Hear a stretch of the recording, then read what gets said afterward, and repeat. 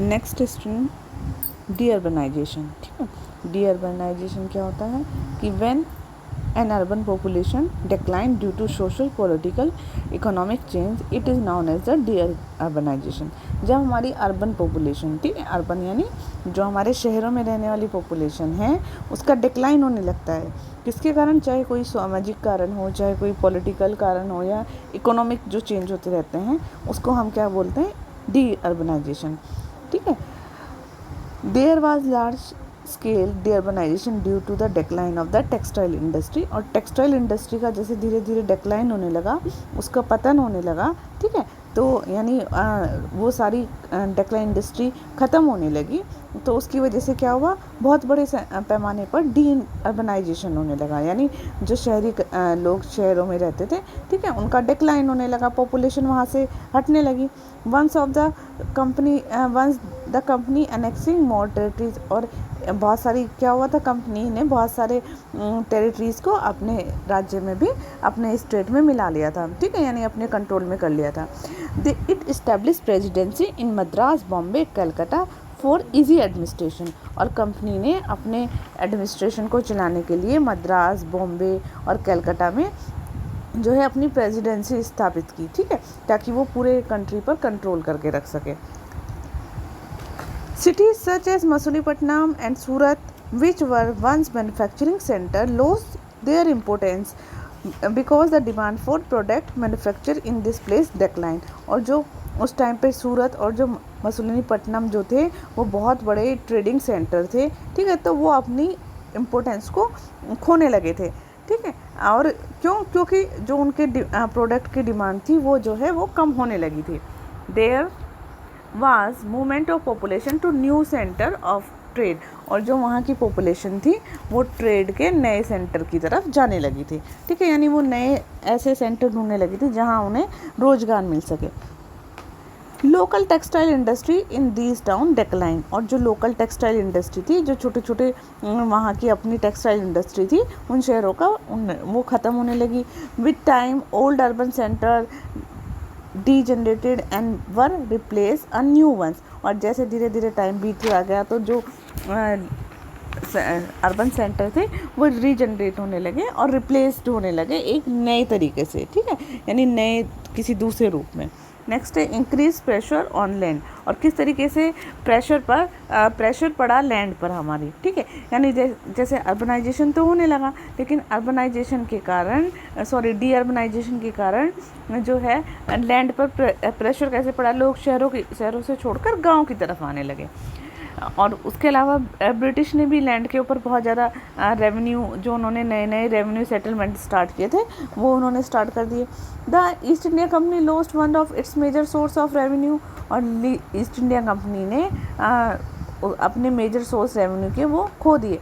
Bengal after its de industrialization. और जब बंगाल में डी इंडस्ट्रियलाइजेशन हो गया, ठीक है, so they decided to invest agriculture to boost their revenue generation. अब उन्होंने क्या किया कि वो जो है एग्रीकल्चर में से किसी तरीके से एग्रीकल्चर को आगे बढ़ाएंगे जहाँ से उनको जो है रेवेन्यू मिल सके, ठीक है, उन्हें पैसे मिल सके, उन्हें अधिशेष मिल सके। तो उन्होंने 3 रेवेन्यू सिस्टम शुरू करे। सबसे पहला permanent settlement and ryotwari settlement and mahalwari settlement were introduce to increase investment in the land में इन्वेस्ट करने के लिए उन्होंने ये इंक्रीज़ करने के लिए इन्वेस्टमेंट को ये स्टार्ट किए। Commercialization of agriculture to place and peasant were force to grow cash crop. और कमर्शियलाइजेशन जो है एग्रीकल्चर का उसको बढ़ाया गया और लोगों को फोर्स किया गया कि वो कैश क्रॉप को गए। मतलब कमर्शियलाइजेशन का मतलब क्या है बेटा, कमर्शियलाइजेशन ऑफ एग्रीकल्चर मतलब कि ऐसी फसल को उगाया गया जिनसे जो है वो मार्केट में बेची जा सके, ठीक है, और जिनसे उनको पैसा मिल सके। और वो किसानों को इस तरीके की फसल उगाने के लिए बहुत ज़्यादा फोर्स भी करते थे। ऐसी फसल कौन कौन सी थी, जैसे कि उस टाइम नील की खेती होती थी, ठीक है, शुगर कैन, गन्ना, टी और अफीम बहुत ज़्यादा उगाया जाता था, ठीक है, ताकि उनको बहुत ज़्यादा कंपनी को रेवेन्यू मिल सके। The revenue generate from Indian agriculture was used to develop industries in Britain. और जो रेवेन्यू मिलता था यहाँ से कंपनी को, वो उसका कहाँ यूज़ होता था, इंग्लैंड में, ब्रिटेन में, ताकि वहाँ वो जो है इंडस्ट्रीज़ को डेवलप कर सके। Cotton was in great demand from cotton textile industry in England, और कॉटन की बहुत ज़्यादा डिमांड थी इंग्लैंड में, वहाँ पर जो टेक्सटाइल इंडस्ट्री थी, तो वहाँ पर कॉटन टेक्सटाइल इंडस्ट्री में इंडियन कॉटन की बहुत ज़्यादा डिमांड थी। Hence more and more production of cotton was encourage by British to meet the requirement in Britain. तो इसके लिए उन्होंने क्या था, उन्हें कॉटन जो है बहुत से ज़्यादा कॉटन उगाने के लिए उन्होंने लोगों को इनक्रेज किया, ताकि वो ब्रिटेन में जो डिमांड्स थी उनकी ब्रिटिश की कंपनीज की, उनको पूरा कर सके। और the agriculture sector experience tremendous pressure as more people look to agriculture. और इससे क्या हुआ, जो एग्रीकल्चर सेक्टर था उस पर बहुत ज़्यादा प्रेशर होने लगा, ठीक है, और ज़्यादा से ज़्यादा लोगों को वो एग्रीकल्चर में इन्वॉल्व करने लगे। नेक्स्ट है the growth of modern industry. तो ग्रोथ ऑफ मॉडर्न इंडस्ट्रीज क्या था, किस तरीके से मॉडर्न इंडस्ट्रीज का जो है उनकी ग्रोथ हुई during the second half 19th century. 19th century के सेकेंड हाफ जो पोर्शन था, Indian industries began to grow. Indian industries ने जो है आगे बढ़ना शुरू कर दिया, ठीक है, डिस्पाइट ब्रिटिश रिलोकेंट, यानी बिना ब्रिटिश के उसके, ठीक है। The following were the reason that contribute toward the growth of modern industries in India. अब कौन कौन से रीज़न थे जिसकी वजह से इंडस्ट्रीज़ ने ग्रोथ करना शुरू कर दिया। सबसे पहले during the time when indigenous industries began to decline, famine broke out with aid to misery of craft people and artisan. उस टाइम पर जब इंडिजिनियस इंडस्ट्रीज थी उनका डिक्लाइन होना शुरू हो गया था, तो बहुत सारे अकाल पड़ने शुरू हो गए थे, ठीक है।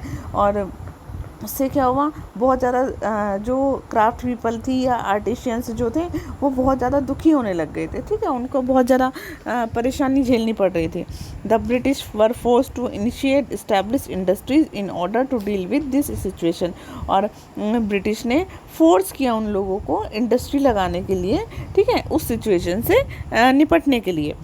Famine commissioner of 1880 and the 1901 recommended revival Indian industry would help to achieving economic stability। और जो फैमिली जो कमीशन थे उन्होंने ये रिकमेंड किया कि भारत में जो है इंडस्ट्रीज़ को लगाया गया है जो इकोनॉमिक स्टेबिलिटी को लाने में हेल्प करेगी, यानी भारत में इंडस्ट्रीज़ को आगे बढ़ाया जाए। The Indian National Congress pressurize the British government to help craft people and artisan who lost their source of income. और जो कांग्रेस थे, इंडियन नेशनल कांग्रेस जो थी, उसने ब्रिटिश सरकार के ऊपर दबाव डाला कि वो क्राफ्ट पीपल की या आर्टिशियंस की हेल्प करे जो लोग अपने सोर्स ऑफ इनकम को खो चुके हैं, यानी अपने जहाँ से उनको पैसा आता था उसके साधन को वो खो चुके। The British established the Imperial Department of Commerce and Industries in 1905 to support the development of industries in India। और ब्रिटिश ने इंपीरियल डिपार्टमेंट कॉमर्स और इंडस्ट्रीज़ के लिए एक इंपीरियल डिपार्टमेंट की स्थापना की 1905 में, जो इंडस्ट्रीज़ के डेवलपमेंट को सपोर्ट करेगा भारत में। Demand of the Indian National Congress to use Swadeshi product also helped boosting the process of Indian industrialization। और उस टाइम जो इंडियन नेशनल कांग्रेस थी वो ये डिमांड कर रही थी कि अपने स्वदेशी प्रोडक्ट्स को ही हम यूज़ करेंगे। उसने हेल्प किया जो इंडियन इंडस्ट्रियलाइजेशन थी उसके प्रोसेस को आगे बढ़ाने में। The two world war drain both the British and Indian economy.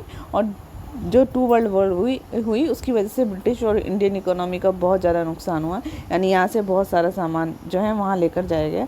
Setting up of the industries was seen a solution for earning revenue and improving both the economy. और जो industries थी उनको सेट करना, उनको दोबारा से लगाना ही सॉल्यूशन था, किसी भी तरीके से रेवेन्यू को बढ़ाया जा सके, ठीक है, या दोनों की इकोनॉमी को इम्प्रूव किया जा सके।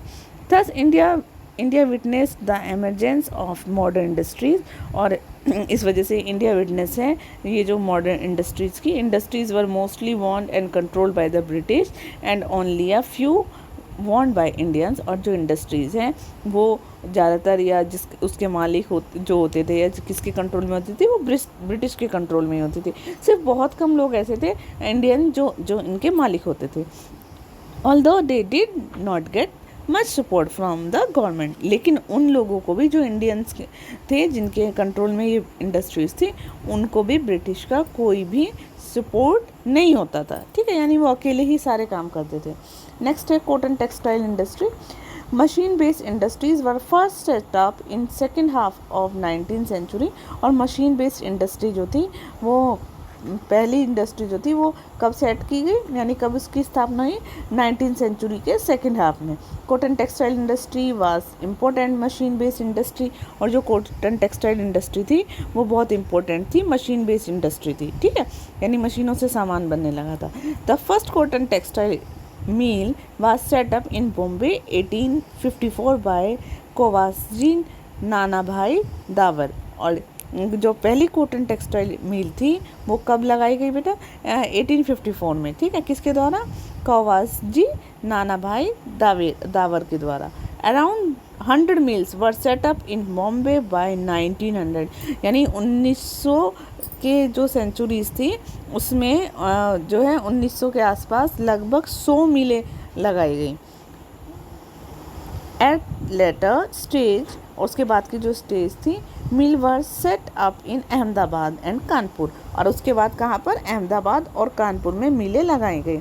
During the first world war the Indian textile industry was the world's fourth largest producer of the cloth. और जब फर्स्ट वर्ल्ड वॉर हुई तो उस टाइम क्या था, इंडियन टेक्सटाइल इंडस्ट्री जो थी पूरे वर्ल्ड में 4th नंबर पर थी कपड़ों का उत्पादन करने में, ठीक है। High excise duty were impose on cotton textile इन 1892। और 1892 में कॉटन टेक्सटाइल के ऊपर बहुत ज़्यादा एक्साइज ड्यूटी लगती थी, यानी उनके ऊपर एक जगह से दूसरी जगह जाने में बहुत ज़्यादा टैक्स लगता था। Which made the Indian mills suffer great loss. और जिसकी वजह से जो इंडियन मिल्स थे उनको बहुत ज़्यादा नुकसान होता था। नेक्स्ट है आयरन एंड स्टील, यानी लोहा और जो स्टील की इंडस्ट्री थी। The legendary sword of Tipu Sultan hold special place in Indian history, which is known for its superior quality of carbon steel called Wood's steel, capable to penetrating and amorous। जो टीपू की जो तलवार थी, ठीक है, जो legendary जो वो शाही तलवार थी वो स्पेशली जो है इंडियन हिस्ट्री में बहुत ही एक स्पेशल उसका एक स्थान है। क्यों, क्योंकि वो अपनी सुपीरियर क्वालिटी के लिए जानी जाती है, ठीक है। कार्बन स्टील के जो क्वालिटी थी उसके लिए उसको क्या वुड्स स्टील कहा जाता था, जो किसी भी कवच को भेदने के सक्षम थी। This type of steel was manufactured in southern India. और इस तरह की जो स्टील थी वो सॉर्दर्न इंडिया में जो है बनाई जाती थी। Wootz steel was manufactured in smelting furnace where iron and charcoal were mix together and ingots were made which were use to make sword. और वुड स्टील जो थी वो किसे आयरन और चारकोल को मिक्स करके जो गलाने वाली भट्टी थी उसमें गलाया जाता था, और फिर उनकी क्या है बहुत बड़ी बड़ी सिल्ली बनाई जाती थी और उनको क्या है तलवार बनाने के लिए यूज़ किया जाता था। But by the mid-19th century, the production of steel in India nearly came to a halt because the British started importing iron and steel industry and steel from Britain। अब 19th सेंचुरी में जो mid था वहाँ पर iron और steel industry का जो steel का उत्पादन था वो लगभग बिल्कुल रुक गया था, क्योंकि जो ब्रिटिश थे उन्होंने ब्रिटेन से स्टील को आयात करना शुरू कर दिया था, ठीक है, यानी उन्होंने स्टील को ब्रिटेन से मंगाना शुरू कर दिया था। Iron smelting use to be done in Bihar. जो आयरन स्मेल्टिंग थी वो कहाँ पर की जाती थी, बिहार में और सेंट्रल इंडिया में। For which would was used in furnace, और जहाँ पर वुड जो है उसका यूज़ किया जाता था भट्टी में। Under the industrialization policy, the first iron and steel industry plant, Tata Iron Steel Company, was set up on the bank of river Subarnarekha in Jamshedpur by Jamshedji Tata. और जब भारत में इंडस्ट्रियलाइजेशन शुरू हुआ, उसकी पॉलिसी शुरू की गई, तो सबसे पहली आयरन और जो स्टील प्लांट लगा, ठीक है, कौन सा था वो? Tata iron and steel company, ठीक है, जो कहाँ पर रिवर सुबर्णरेखा जो कि यानी जमशेदपुर में लगाया गया। और उसके ऑनर कौन थे, किसके द्वारा लगाई गई थी? जमशेदजी टाटा, ठीक है। ये इसको शॉर्ट में कहते हैं हम टिस्को, ठीक है। फर्स्ट आयरन स्टील कंपनी थी ये। This was followed by setting up many more iron and steel factories in Bengal and Mysore. और उसके बाद बंगाल और मैसूर में बहुत सारी फैक्ट्रीज लगाई गई, ठीक है। नेक्स्ट है जूट इंडस्ट्री। अब जूट इंडस्ट्री कैसे उनका फ्लोरिश हुई, कैसे वो आगे बढ़ी। Calcutta was the main hubs of jute industry. Calcutta जो था उस टाइम सबसे मेन हब था, यानी मेन सेंटर था जूट इंडस्ट्री का, ठीक है। कलकत्ता जिसको आज हम कोलकाता के नाम से भी जानते हैं। The first jute industry was establish in Rishra, यानी सबसे पहले जूट इंडस्ट्री जो थी रिश्रा में यानी बंगाल में लगाई गई इन 1855 में। By 1887 there were around 20 jute mill which employed a large number of people। और 1887 तक 20 जूट मिल लग गई थी, जिसमें कि बहुत सारे लोगों को जो है रोजगार दिया गया था। Jute become a major item of export. और जूट जो था एक बहुत बड़ा इम्पोर्टेंट आइटम बन गया था एक्सपोर्ट का, ठीक है, सामान बाहर भेजने, जिसको बाहर भेजा जाता है। By 1945 there were more than 85 factories operating in Bengal. और 1945 में 85 फैक्ट्रीज जो थी बंगाल में ऑपरेट हो रही थी, और जिसमें लगभग 3 लाख लोगों को रोजगार मिल रहा था। तो जूट जो है इंडस्ट्री वो बहुत बड़े पैमाने पर उस टाइम फ्लोरिश हुई, बहुत बड़े पैमाने पर फैलने लगी। नेक्स्ट आता है शुगर इंडस्ट्री, ठीक है, यानी चीनी की जो इंडस्ट्री थी। सबसे पहली चीनी फैक्ट्री उत्तर प्रदेश में 1905 में लगाई गई, और उसके बाद तो महाराष्ट्र में 1919 में लगाई गई, ठीक है।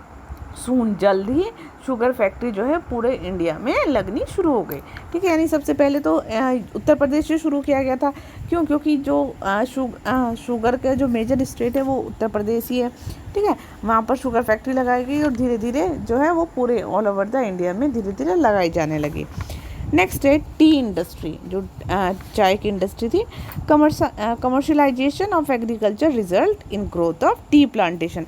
जब एग्रीकल्चरल जो कमर्शलाइजेशन एग्रीकल्चर का शुरू किया गया, यानी कैश क्रॉप लगानी शुरू की गई, तो उस टाइम टी जो प्लांटेशन थी उसकी ग्रोथ को जो है उनको बहुत ज़्यादा आगे बढ़ने का मौका दिया गया, ठीक है। उसको इसका रिजल्ट ये हुआ जो कमर्शलाइजेशन हुआ एग्रीकल्चर का, कि हमारी टी प्लांटेशन को ग्रोथ हुई उसकी। Large scale production of tea was started by the East India Company in early 1820 century. जो 1820 सेंचुरी का स्टार्टिंग था, उस टाइम में बहुत बड़े पैमाने पर ईस्ट इंडिया कंपनी ने जो टी का प्रोडक्शन करना शुरू कर दिया था। Maniram Dewan was the first Indian tea planter. Maniram Dewan जो थे वो पहले इंडियन टी प्लांटर थे। And the first English tea garden was establish at Chabua in Assam in 1837 में पहला टी गार्डन इस्टेब्लिश किया गया चाबुआ असम में। The 3 major reason for tea plantation were Assam, Bengal and Nilgiri. और उसके बाद जो है 3 मेजर रीज़न है जो हमारे सबसे जहाँ पर टी प्लांटेशन होता है, कौन कौन से हैं? असम, बंगाल एंड नीलगिरी।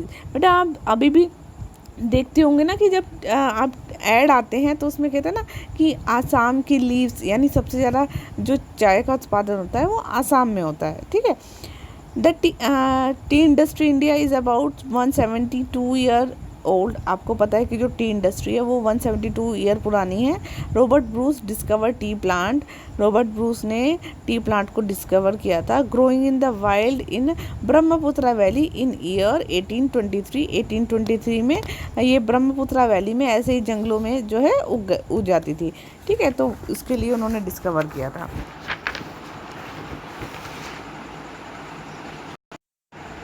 नेक्स्ट है इंडियन इंडस्ट्रियलाइजेशन। जो भारत में इंडस्ट्रियलाइजेशन हुआ, इंडियन का इंडस्ट्रियलाइजेशन हुआ। The purpose behind the industrialisation of India on modern line by British was to increase revenue generation. और जो इंडिया में इंडस्ट्रियलाइजेशन शुरू हुआ तो उसका यानी मॉडर्न का होना शुरू हुआ, इंडिया को नए नए यहाँ पर बहुत सारी नई नई चीज़ें शुरू की गई।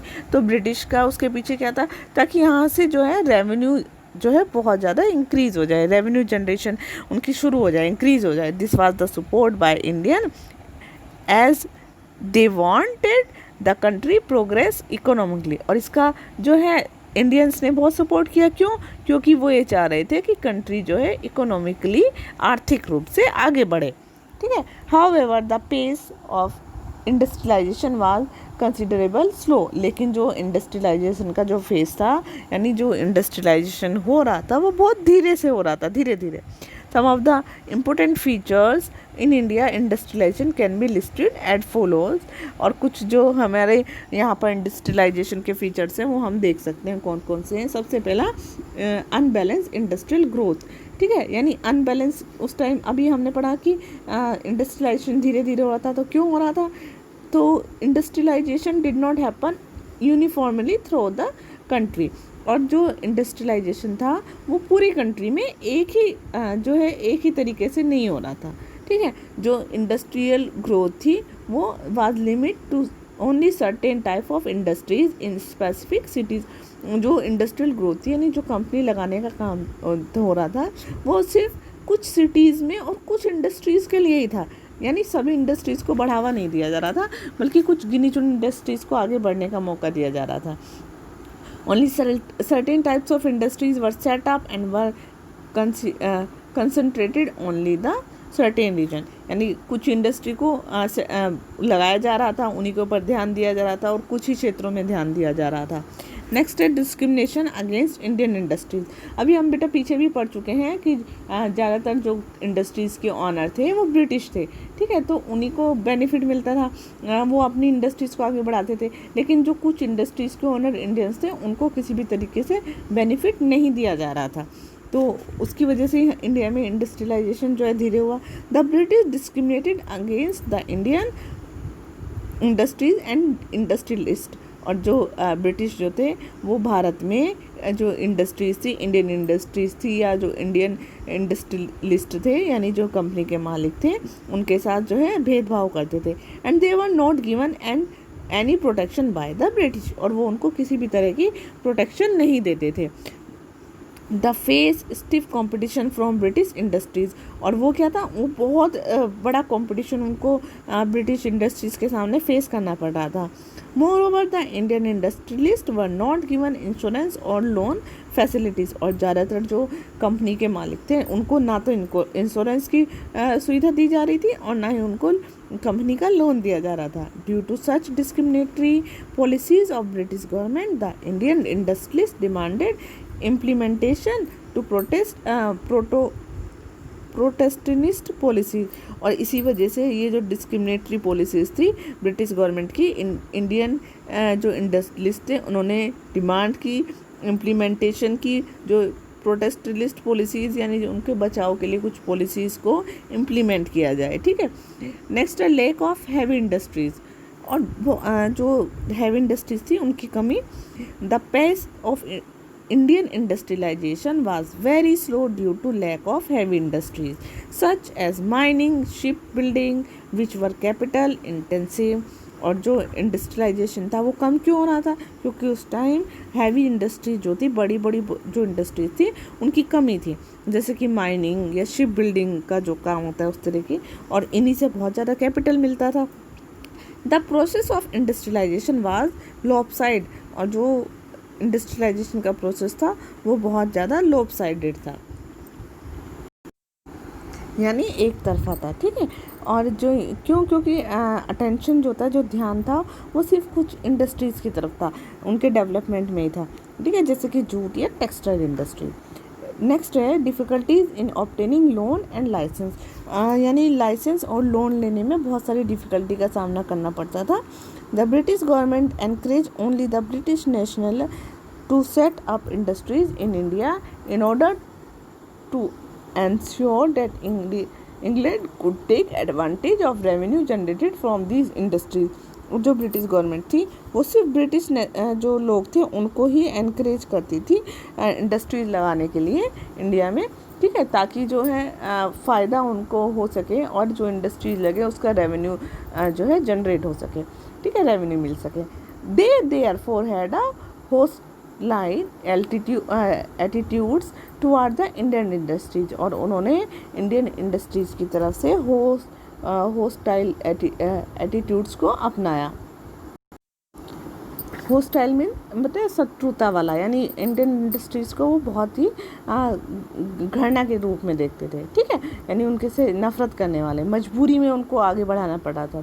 Industries started by Indian were self finance, और जो इंडस्ट्रीज़ भारत में लगाई गई थी इंडियन के द्वारा वो अपने पैसे से लगाते थे. As they could not avail any loan from British government, और उनको ब्रिटिश गवर्नमेंट से किसी भी तरह का लोन नहीं मिलता था. ऑल्सो इट वॉज डिफ़िकल्ट, ये बड़ा मुश्किल था, और जो लाइसेंस लेने का जो प्रोसेसर थे वो जो प्रोसेस है और जो उनको टास्क यानी लाइसेंस जो लेना था वो बहुत ही परेशानी के साथ मिलता था. फॉर किसी भी इंडस्ट्रीज़ के लिए बड़ी मुश्किल से उनको लाइसेंस जो है वो मिलता था. नेक्स्ट है new social stratification. Industrialisation of India lead to emergence of two class. जो इंडस्ट्रियलाइजेशन हो रहा था भारत में उसकी वजह से दो नई क्लास जो थी वो टू क्लासेस को लीड कर रही थी. सबसे पहले ऑनर जो थे या जिसको हम कैपिटलिस्ट कहते हैं जो कंपनी के मालिक थे, और दूसरा worker. Capitalist often exploited worker class, और जो कैपिटलिस्ट थे वो ज़्यादातर वर्कर क्लास को क्या करते थे, उसका एक्सप्लॉयट करते थे उनको, ठीक है. नेक्स्ट है mass scale migration of peasant to cities. जो मास जनता जो थी उसका माइग्रेशन जो हो रहा था पीसेंट का, migration of peasant to cities की तरफ जो किसान जा रहे थे. The land revenue settlement policies and commercialisation of agriculture introduced by the British couple with family made the lives of peasant miserable. और जो यानी जो ब्रिटिश लैंड रेवेन्यू जो उन्होंने सेटलमेंट पॉलिसीज़ चलाई थी, ठीक है, और या जो कमर्शलाइजेशन हुआ था एग्रीकल्चर का उसकी वजह से जो है, और उसके साथ साथ ही जो अकाल पड़ रहे थे उसकी वजह से जो किसान थे उनकी जो लाइफ थी वो बहुत ज़्यादा दुख भरी हो गई थी, ठीक है, मिसरेबल हो गई थी. दे वर कॉट इन डेब्ट trapped of the money lender. और वो क्या थे, जो मनी लैंडर थे उनके जो है कब्जे में आ गए थे, यानी वो मनी लेंडर से क्या है बहुत ज़्यादा कर्ज ले रहे थे, तो उनके कर्ज के नीचे वो दबे जा रहे थे. और ज़मींदार उनका एक्सप्लॉयटेशन कर रहे थे, यानी उनको जो है ज़मींदार क्या कर रहे थे, उनका शोषण कर रहे थे. यानी क्या होता था, जैसे जो किसान होते हैं वो जब ज़मींदार थे या लैंड ओनर मनी लेंडर जो थे उनसे कर्ज लेते थे अपनी फसल के लिए, और उस साल क्या है अकाल जब पड़े तो उनकी फसल ख़राब हो गई.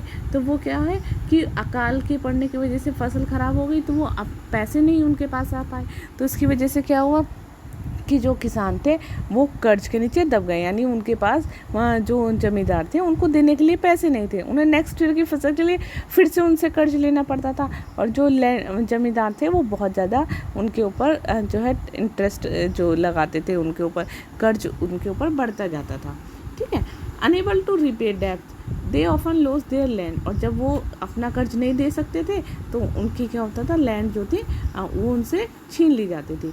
And were reduce the level of labours. और उनसे किस तरह का व्यवहार किया जाता था, उनसे मजदूरों वाला व्यवहार किया जाता था, ठीक है, उन्हें मजदूर बना के रखा जाता था. all the factors resulted in mass scale migration of peasants from village to cities. और ये सारे फैक्टर का रिजल्ट क्या निकला, जो मास स्केल था, जो जनता थी वो माइग्रेशन करने लगी, वो विलेज से सिटी की तरफ जाने लगी, ठीक है. Which were booming industrial and trading centre. और जिसकी वजह से इंडस्ट्रियल और ट्रेडिंग सेंटर जो है उनका आविष्कार हुआ, यानी वो बने. They started working as industrial worker in the factories with minimal wages. अब वो क्या करने लगे, उन्होंने काम करना शुरू कर दिया इंडस्ट्रीज में वर्कर के तौर पर, फैक्ट्रीज में, ठीक है. और कम ही तनख्वाह पर, यानी कम उनको जो भत्ता मिल रहा था, कम भत्ते पर, कम पैसे पर वो वहाँ उन्होंने काम करना शुरू कर दिया। This mass migration cause tremendous change in the demography of the country. और ये जो मास माइग्रेशन का जो चेंज है ये किसका कारण है? भारत में जो कंट्री में बहुत अचानक ही चेंज आया यहाँ की डेमोग्राफिक जो स्ट्रक्चर में, ठीक है। नेक्स्ट है डेवलपमेंट ऑफ इंफ्रास्ट्रक्चर। ब्रिटिश ने किस तरीके से यहाँ के इंफ्रास्ट्रक्चर में डेवलपमेंट किया, ठीक है। The construction of railway network, road and canals by the British can be largely attributed to process of industrialisation in India. जो रेलवे का कंस्ट्रक्शन था या जो रेलवे का नेटवर्क था, रोड का, कैनल्स का, ये जो चीज़ें थी, इनका कंस्ट्रक्शन बहुत बड़े पैमाने पर इंडस्ट्रियलाइजेशन के प्रोसेस में जो है इसको बहुत बड़े पैमाने पर फैलाया गया। The development of infrastructure facilitated smooth movement of good and raw material from one place to another. और ये जो उन्होंने इंफ्रास्ट्रक्चर में जो फैसिलिटीज़ में मूवमेंट किया था, यानी ये जो इन्होंने चेंजेस किए थे, इसकी वजह से जो सामान या कच्चा माल जो था उसका मूवमेंट जो है वो बहुत ही अच्छे तरीके से हो जाता था। यानी कच्चा माल एक जगह से दूसरी जगह आराम से जा सकता था, वहाँ से रेडी जो प्रोडक्ट होता था रेडी, उसको एक जगह से दूसरी जगह ला सकते थे, ठीक है। और उससे हेल्प मिली ट्रेड और कॉमर्स में। For instance, the construction of first railway line from Bombay to Thane and the Grand Trunk Road was done to assist the process of industrialization। और जो कंस्ट्रक्शन था, ये जो कंस्ट्रक्शन चल रहा था, इसमें पहली रेलवे लाइन बॉम्बे से थाने के बीच चलाई गई 1853 में। था, ठीक है। यानी पहले जो रेलवे लाइन चलाई गई थी वो बॉम्बे से थाने के बीच में चला दी गई थी, ठीक है। और जो ग्रैंड ट्रंक रोड थी जो है उसको भी इसी जो इंडस्ट्रियलाइजेशन का जो प्रोसेस था इसमें इसको पूरा किया गया था। Thus the British established industries for the purpose of obtaining raw material to export to England। और ब्रिटिश क्या करना चाहती थी, ये जो इंडस्ट्रीज इस्टेब्लिश करना चाहती थी, इसका मेन पर्पस क्या था, वो यहाँ से ऑब्टेन करना चाहती थी रॉ मटेरियल को, और फिर वो क्या करना चाहती थी, उसको इंग्लैंड में एक्सपोर्ट करना चाहती थी ताकि इंक्रीज हो सके उनका रेवेन्यू एंड उनका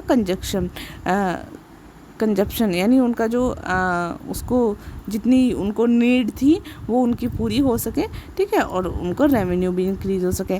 दे were not interested in developing industries, मतलब भारत को डेवलप करने में उनको कोई भी इंटरेस्ट नहीं था। When Indian industrialist grew stronger and people become more aware and started taking part in nationalist movement। और जो जब इंडियन इंडस्ट्रियलिस्ट थे वो जब स्ट्रॉन्ग होने शुरू गए, ठीक है, लोग स्ट्रॉन्ग होने शुरू गए, तो पीपल बिकम मोर अवेयर, लोग ज़्यादा जागरूक हुए एंड उन्होंने स्टार्ट करना शुरू कर दिया नेशनल मूवमेंट में पार्ट लेना। The British decided to offer protection to the Indian industries. और ब्रिटिश ने डिसाइड किया कि वो इंडियन इंडस्ट्रीज को जो है उसको क्या करेगी, प्रोटेक्शन देगी बाय रेगुलेटिंग ट्रेड, और उनके साथ किस तरीके से रेगुलेटिंग ट्रेड करके, and imposing tariff on import. और वो क्या करेगी, इम्पोर्ट पर जो उन्होंने टैरिफ लगाया था उसको भी वो बंद कर देगी, ठीक है।